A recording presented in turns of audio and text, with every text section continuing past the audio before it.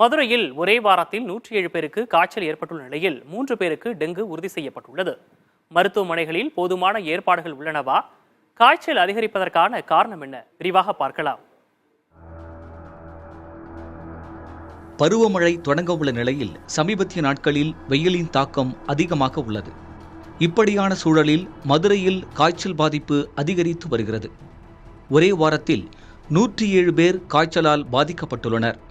இதனால் மதுரை அரசு மருத்துவமனையில் சிறப்பு ஏற்பாடுகள் செய்யப்பட்டுள்ளன.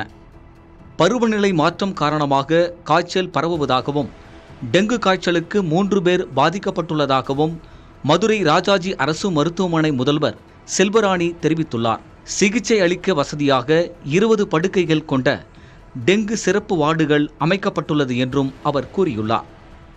நமக்கு எப்போவுமே டெங்கு வார்டு, எம்பாக்ஸ் வார்டு 20 படுக்கைகள் கொண்ட வார்டு தயார் நிலையில் இருக்குது. அதிகமான கேஸ் வரும் பட்சத்தில் நம்ம அங்கே அட்மிஷன் போட்டு பார்த்துக்கலாம்.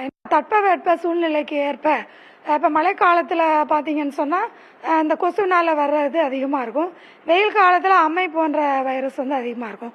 இது எப்போவுமே இந்த வருஷத்தில் பொறுத்தளவில் டிஃப்ரெண்ட்டாக ஒன்றும் எங்களுக்கு தெரியல. மதுரை மாநகராட்சி மற்றும் சுகாதாரத்துறை சார்பில் டெங்கு காய்ச்சலை தடுக்கும் வகையில் விழிப்புணர்வு மற்றும் ஆய்வுகள் மேற்கொள்ளப்பட்டு வருகின்றன.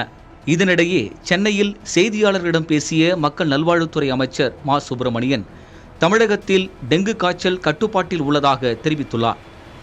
மர்ம காய்ச்சல் எதுவும் இல்லை. சுகாதாரத்துறையின் சார்பில் எடுக்கப்பட்ட நடவடிக்கைகள் நாடறியும்.